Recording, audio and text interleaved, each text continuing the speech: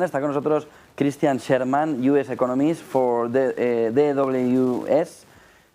Christian, good morning. Good morning, and thanks for having me. What's your assessment of the recent decision by the Federal Reserve to keep interest rates unchanged? So in general, we supported a pause in June, but the context in which it was delivered was somewhat riddling. So on the one hand side, the FOMC members signalized that they have more confidence in economic activity and labor market in particular. But on the other side, the consensus decision among them has been to wait and see, to remain on pause and to wait for data to show the impact of past rate hikes. So there was a little bit of context here, and we should never forget that their individual forecasts obviously are not the best predictor of the future as well. So in general, we were okay with the outcome of the meeting, but discount a bit their outlook into the future.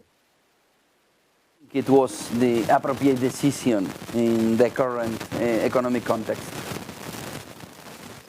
Yes, basically we are still expecting a mild recession to come. On the other hand side, this mild recession and recession timing in general, given that we have such a momentum in the economy, is not that easy. So we expect basically that we see another rate hike in July, and then the Fed should remain on pause and wait and see how their past efforts are working to the economy. Wait and see until inflation is coming more down to levels that are more compatible with the 2% target. So looking further out then, though, we expect that the Fed can cut interest rates in the second quarter of 2024, but only if inflation behaves as we expect and as they expect.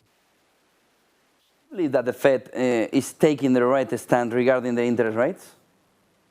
Absolutely. So we think we are now in a situation where we are anticipating the full force of past rate hikes to arrive in the economy, and it is just wise to wait and see what is the fallout on the economy. It's basically like braking down a car. If you see an obstacle coming towards, you should first brake very hard, and then if you go nearer to it, if you can avoid the obstacle, if you can avoid the situation that you're trying to circumvent, you should lift a bit from the brakes and therefore not losing the control over the vehicle.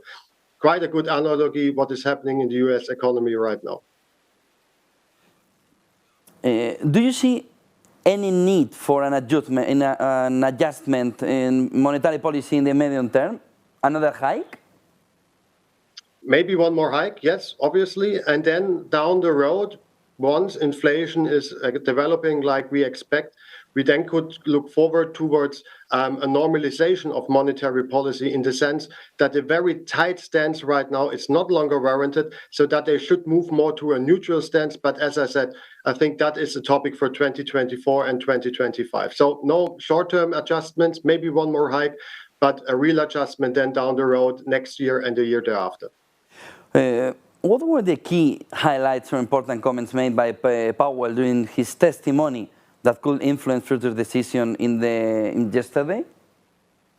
So, well, you need to know these Humphrey Hawkins semi-annual testimonies are always a little bit politicized by lawmakers in the Congress. But what struck me was at the very beginning of his testimony, where he basically tried to, build a bridge between doing nothing in the June meeting and having these very strong assumptions of higher growth and a stronger labor market and more hikes to come. Basically, he said that once you are approaching your target, you should slow down so that you don't miss your target. And this is absolutely our assessment as well.